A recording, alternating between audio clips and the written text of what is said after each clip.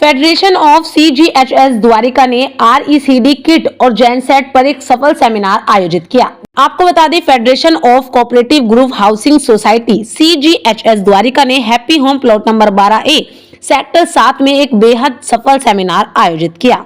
इस कार्यक्रम में RECD kit, dual fuel kit और CPCB फोर्थ अनुपालन जेनसेट जैसे विषयों पर ध्यान केंद्रित किया गया, जिसने द्वारिका भर से हाउसिंग सोसाइटी के प्रतिनिधियों का ध्यान आकर्षित किया। अध्यक्ष राकेश गुप्ता और महासचिव रुचि सोलंकी ने अपनी समर्पित टीम के साथ सम्मानित अतिथियों का गर्मजोशी से स्वागत किया और दिन के एजेंडे का एक व्यवहारिक अवलोकन प्रदान किया। इस सेमिनार में EIE सॉल्यूशन, चक्र innovation, Romania water solution, Kirloskar और किमिन सहित क्षेत्र के अग्रणी विक्रेताओं की भागीदारी थी।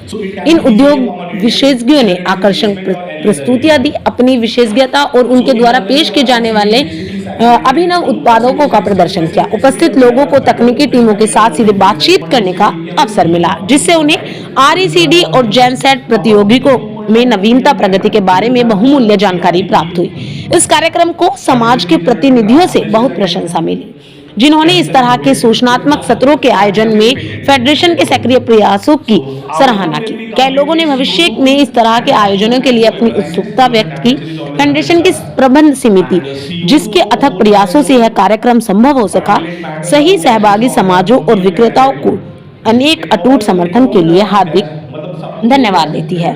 उनके योगदान ने सेमिनार की सफलता में महत्वपूर्ण भूमिका निभाई, जो द्वारिका समुदाय की सहयोगी भावना को रेखांकित करता है। इस सेमिनार ने न केवल ज्ञान साझा करने में मदद की, बल्कि CGHS द्वारिका समुदाय के भीतर संबंधों को भी मजबूत किया, जिससे नवाचार और प्रगति की संस्कृति को बढ़ावा मिला।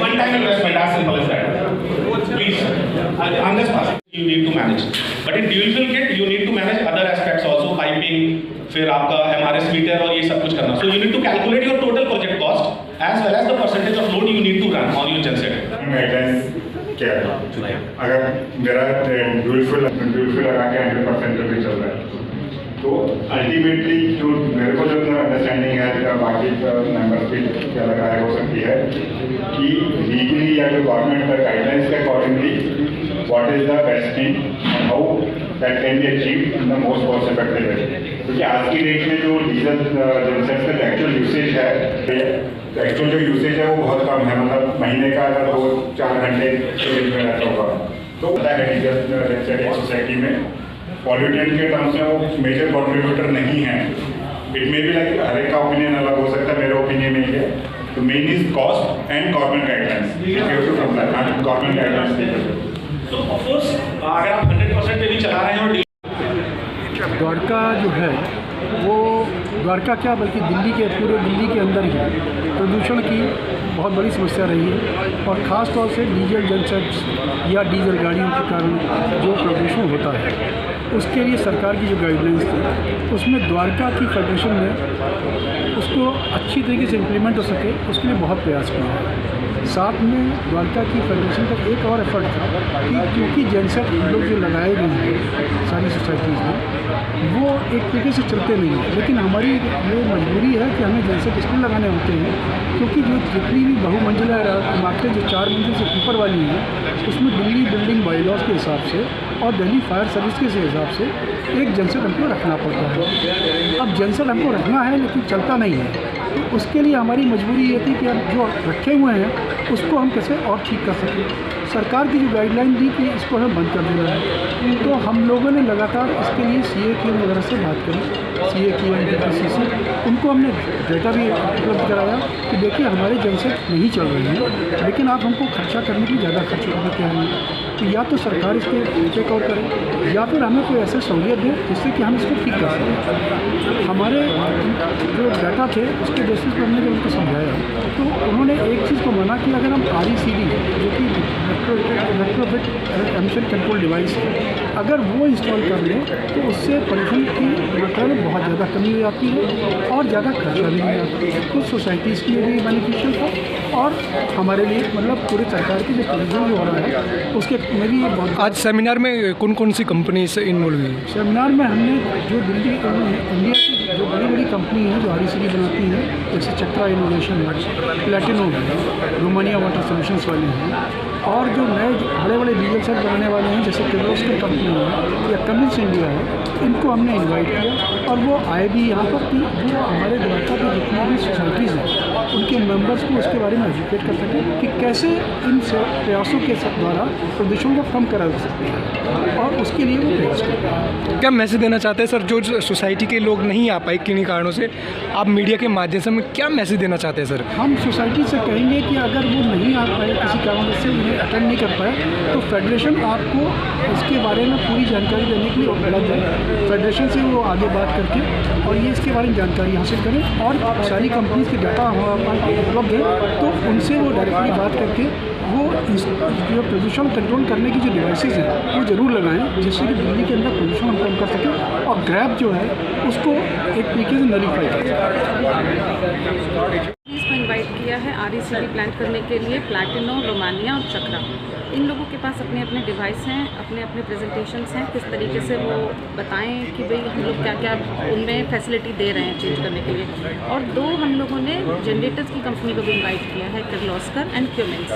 तो जो वेंडर्स यहाँ आए हैं सब अपनी प्रेजेंटेशन देंगे, सोसाइटीज़ के मेंबर्स जो हैं वो आए हुए हैं यहाँ पर पता करने के लिए, उन लोगों को सेटिस्फाई करें। आज कितनी सोसाइटी इस चीज़ में सेमिनार में भाग ले रही है मैम? हम लोगों ने देखिए बुलाया तो सभी 350 सोसाइटीज़ जो हैं सबको इनवाइट किया है, लेकिन मोस्टली 200 सोसाइटीज़ आते हैं। जो जिन लोगों को एक्चुअली प्रॉब्लम है तो वो लोग सभी लोग यहाँ पर आए हैं इसको अटेंड करने के लिए। मैम जो नहीं आ पाए, इस सेमिनार में हिस्सा नहीं ले पाए, उनके लिए क्या मैसेज द्वारका वासियों को मैम, सोसाइटी के प्रेसिडेंट को लेकर? देखिए जो यहाँ पर नहीं आ पाए हैं सब लोगों की कुछ ना कुछ बाय एनी चांस प्रॉब्लम हो जाती है, लेकिन हम लोग उन लोगों को भी ये डोर टू डोर सेक्रेटरीज़ को, प्रेसिडेंट्स को ये लोग हम मैसेज करेंगे जिससे कि वो लोग इन चीज़ों को फैसिलिटी को अवेल करें। कुछ मैसेजेस जाएंगे कंपनी से रिलेटेड, इन कंपनीज़ को भी उनके नंबर दिए जाएंगे जिससे कि वो लोग आपस में कोऑर्डिनेट कर सकें और अपना जनरेटर अगर जिसको चेंज करना है वो चेंज कर पाएँ, और नहीं तो फिर अपना RECD प्लांट करें या ड्यूल फिल पे। क्या लगता है कि जिस तरीके से आपकी ये मुहिम है, सेमिनार है, कि द्वारका को प्रदूषण मुक्त करना चाहते हैं आप भी? हम लोग बिल्कुल द्वारका को प्रदूषण मुक्त करना चाहते हैं, क्योंकि पॉल्यूशन तो कोई भी नहीं चाहेगा। हम लोग इसीलिए हैं कि भाई जो ग्रीन, जितना ग्रीन हो सकता है उतना बेनिफिट है, नहीं डीजल चलेगा तो नहीं इतना कुछ भी पॉल्यूशन होगा। सो चंदन शर्मा, मैं चक्र इनोवेशन से हूँ और यहाँ पर एक बहुत अच्छा एक प्लेटफॉर्म था द्वारका में CGSS के थ्रू, जिस पे हम अपने प्रोडक्ट को जो पेटेंटेड हमारी टेक्नोलॉजी है चक्र इनोवेशन प्राइवेट लिमिटेड RECD, उसे हम अपनी बातों को रखने का मौका मिला और बहुत ही अच्छे तरीके से हमने अपनी बातें रखी और लोगों के कई सवाल जवाब थे, सारा सब कुछ था, तो उन्होंने बहुत अच्छा। आज क्या सेमिनार सर, सब आज का सेमिनार क्या है, क्या मैसेज देना चाहते हैं, किस तरीके? ये है कि ये जो पॉल्यूशन कंट्रोल DG सेट्स जो हैं, इससे जो भी एयर पॉल्यूशन हो रहा है इसे हम कैसे मिनिमाइज़ कर सकते हैं, या फिर जो कि अभी हमारा NGT का रूल है उसके अकॉर्डिंगली, तो हम उसी को लेकर के अपने प्रोडक्ट के बारे में बताने आए थे और काफ़ी इंटरैक्टिव बहुत अच्छा सेशन था और बहुत ही अच्छा पॉजिटिव फीडबैक मिला है। एंड जल्द से जल्द हम लोग सब मिल के साथ काम करेंगे और ऑफ कोर्स पॉल्यूशन को लेकर के कुछ एक नई जागरूकता है। चंदन जी, पहला ऑप्शन था कि जनरेटर सभी लगवा रहे थे, लेकिन अब देखा उसमें डीजल चलता है तो पोल्यूशन कहीं ना कहीं द्वारका में फैल रहा है। जी बिल्कुल। आपका किस तरीके से रहेगा ये जो आपका कंपनी है, जो आपका जनरेटर है, क्या पोल्यूशन नहीं देगा और किस तरीके से यहाँ के लोगों को प्रदूषण मुक्त करेगा? यहाँ पर जो एग्जिस्टिंग जो ऑलरेडी जेनसेट लगे हुए हैं उसमें हमारी जो टेक्नोलॉजी है वो ये हेल्प करती है कि जो एग्जिस्टिंग पॉल्यूशन जो हो रहा है उसको 70-80% तक हम रिड्यूस करें as per the NGT CPCB की गाइडलाइंस के हिसाब से। तो इस तरीके से हम एयर पॉल्यूशन को कम करने में कंट्रीब्यूट कर रहे हैं, we are contributing towards the society.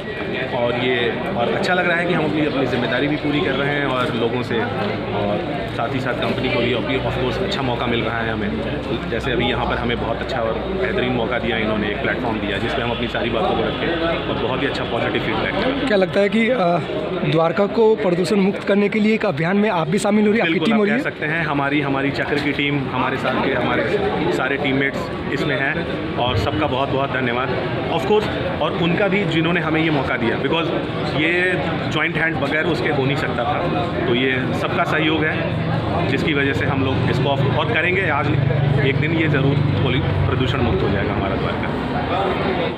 ये सेमिनार लोगों के अंदर जागरूकता पैदा करने के लिए किया गया है कि जो गवर्नमेंट का डायरेक्टिव आया है DG सेट्स को लेके।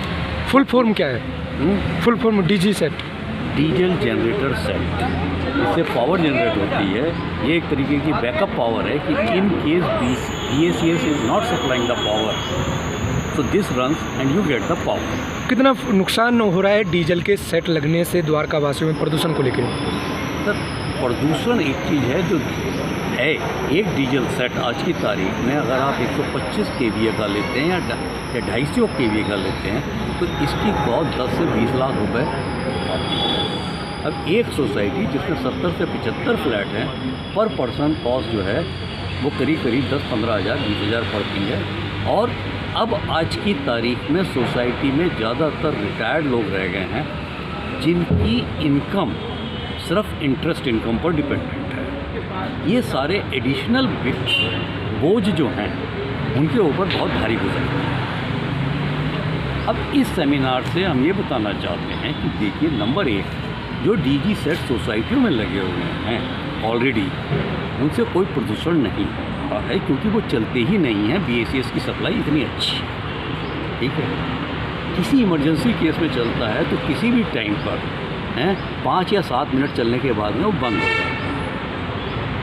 अब चीज़ ये आती है कि जैसे अब जो ऑप्शंस दिए हैं गवर्नमेंट ने कि डुअल फ्यूल या RECD। डुअल फ्यूल का मतलब है कि डीजल प्लस गैस। तो पहले तो गैस का कनेक्शन लेना है और डीजल भी चलेगा उसके अंदर, लेकिन जब तक 25% से ऊपर लोड नहीं होगा it will run on diesel only. और जब तक 25% लोड आता है तब तक बिजली आ जाती है। तो डुअल फ्यूल का कोई मतलब नहीं रह जाता। गैस सिर्फ नाम की रह गई, सिर्फ खर्चा है। फिर IGL in Delhi charges, परपीचुअल charges on it हैं कि अगर आप कंज्यूम करें या ना करें आपको मिनिमम इतना देना ही देना है, which is around 5,000 to 6,000 rupees. Sir अभी सब प्रदूषण देखिए, इन डीजी सेट से जो एमिशन हो रहा है, पहले तो ये एमिशन ही अपने आप में बहुत नेग्लिजिबल है जिसका कोई डेटा गवर्नमेंट के पास में नहीं है। अब जो इससे है कि जितना वो प्रोड्यूस कर रहे हैं उससे 30% और रिड्यूस करते हैं, that's all. That is the government directive कि आप 30% रिड्यूस कर दीजिए। तो अब क्या चाहते हैं आप, मतलब ये जो सेमिनार हो रहा है ये फ़ायदा है द्वारका वासियों के लिए? सबसे बड़ा फ़ायदा ये है कि आदमियों आज जो टोटल कन्फ्यूज़न है कि हम अपना नया डीजी सेट लगाएं, नया लगाएं तो क्या गैस का लगाएं या डुअल फ्यूल लगाएं या डीजी सेट पर जाएं। तो अगर नया लगाना है तो TDI they should go to the BS6 DG set so that it is permitted, they should go. अगर उनको dual fuel should only be if it is perpetual in use. Okay, if it is for limited time dual fuel is not useful.